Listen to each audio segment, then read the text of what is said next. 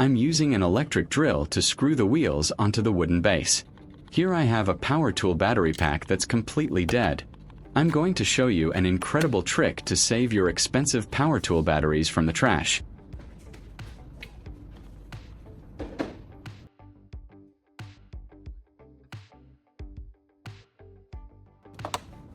When I place it on the charger, the indicator lights show an error, meaning it refuses to charge.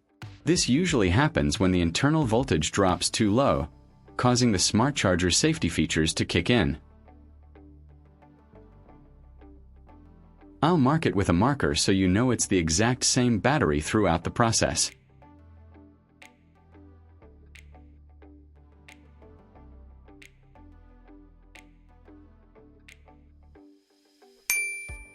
I'm going to open up the battery pack. I'll carefully remove the screws holding the casing together.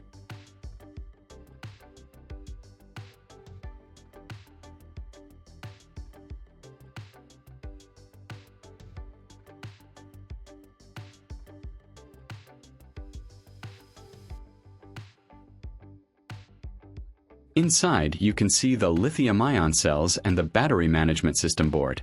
It's important to be gentle here to avoid damaging any of the delicate internal wiring or circuitry. Before I proceed, I'll take a soft brush and thoroughly clean the inside of the case and the battery cells. Removing dust and debris is crucial because it prevents potential short circuits and ensures everything is safe to work on.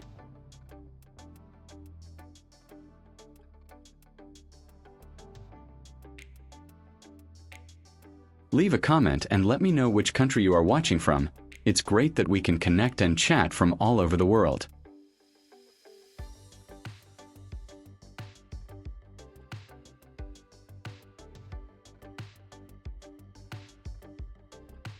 Now for the secret to reviving this pack. I'm going to use two standard 9-volt batteries. I'll use my multimeter to test their voltage.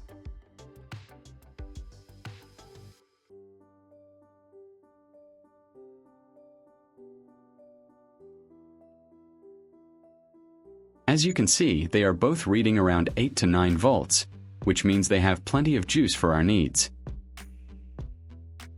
I'm taking some red electrical wires and stripping off the outer insulation to expose the copper wire.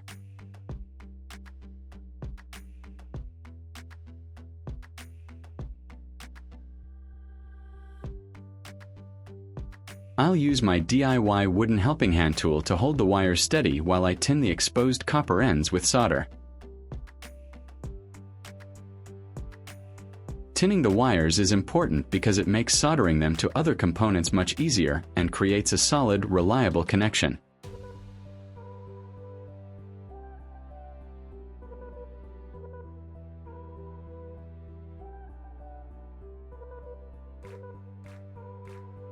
I'm using a soldering iron and solder to the cathode and anode to prepare for soldering.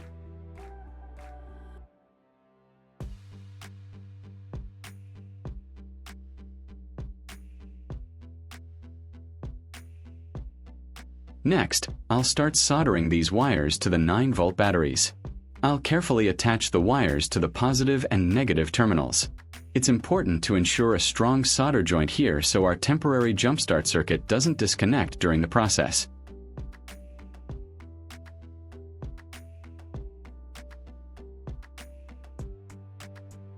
I cut the wires and stripped the outer insulation.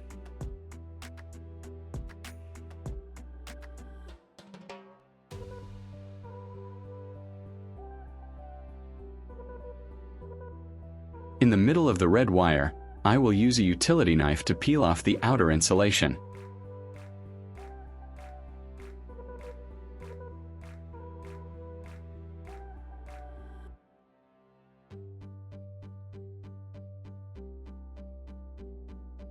If you find this video interesting, don't forget to like, subscribe, and turn on the notification bell so you don't miss any interesting ideas coming soon.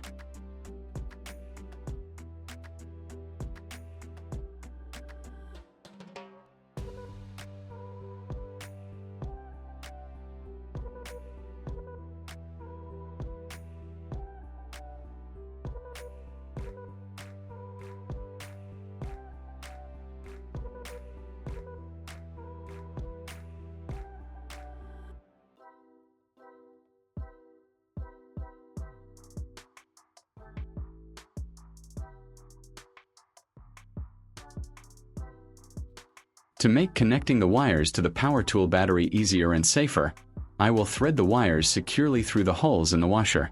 These washers will act as flat, stable contact points, preventing the wires from slipping.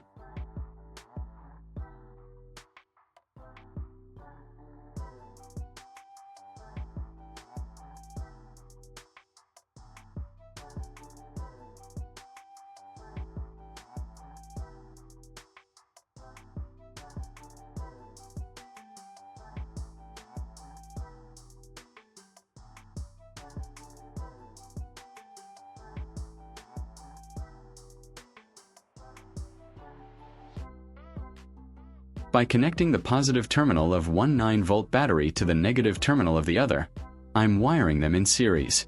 This is a vital step because it combines their voltages, giving us the higher voltage needed to wake up the dead tool battery.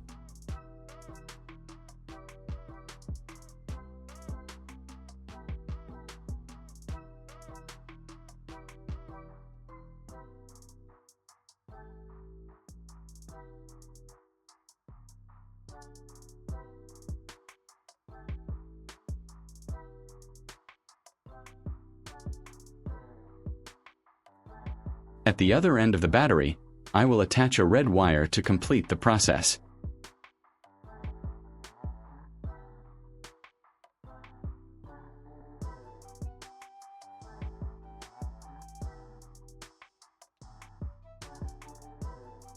Let's test our new makeshift power supply.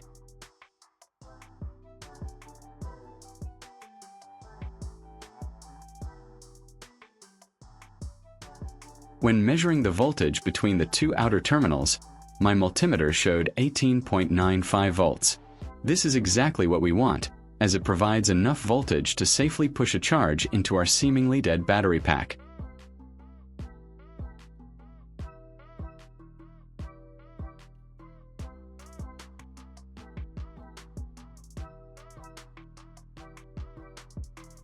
Finally, I will attach the metal washers to the ends of the wires.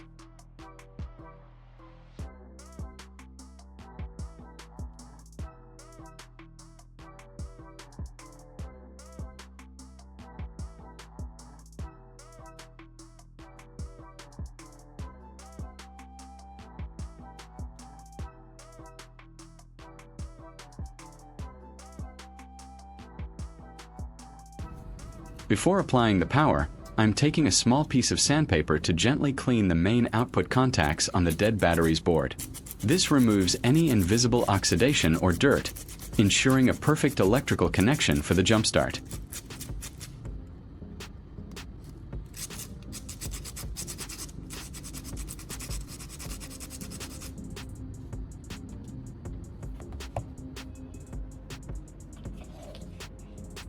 Here is the crucial moment.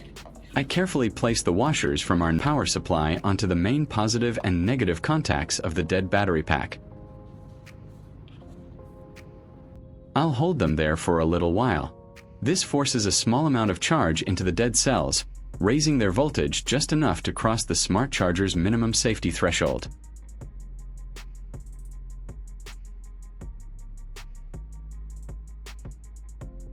After giving it a quick boost, I'll disconnect our DIY jump starter. I'm using a multimeter to test the battery. The meter shows 5.92 volts, indicating that the battery voltage has been restored. The battery has been activated beyond the minimum safe threshold, so I will use the two ends of my homemade charger, which has a voltage of 18.95 volts, to recharge it.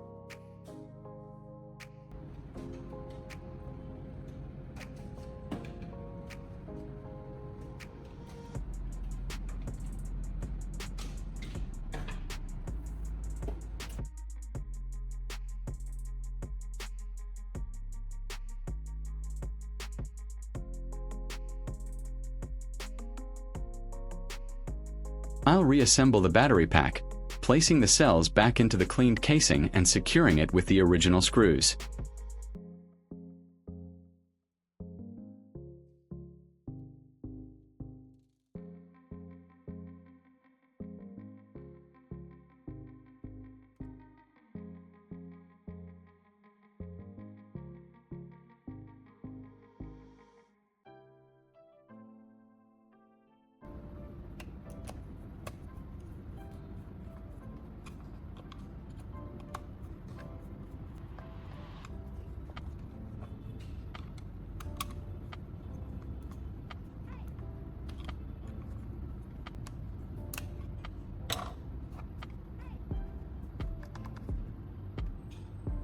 I'll place the reassembled battery back onto the smart charger. Look at that. The error light has disappeared and the indicator light is now red, showing that it is charging. Our jumpstart trick successfully revived the dead cells, tricking the charger into doing its job. Let's test the final result. I'll attach the fully charged battery to my drill.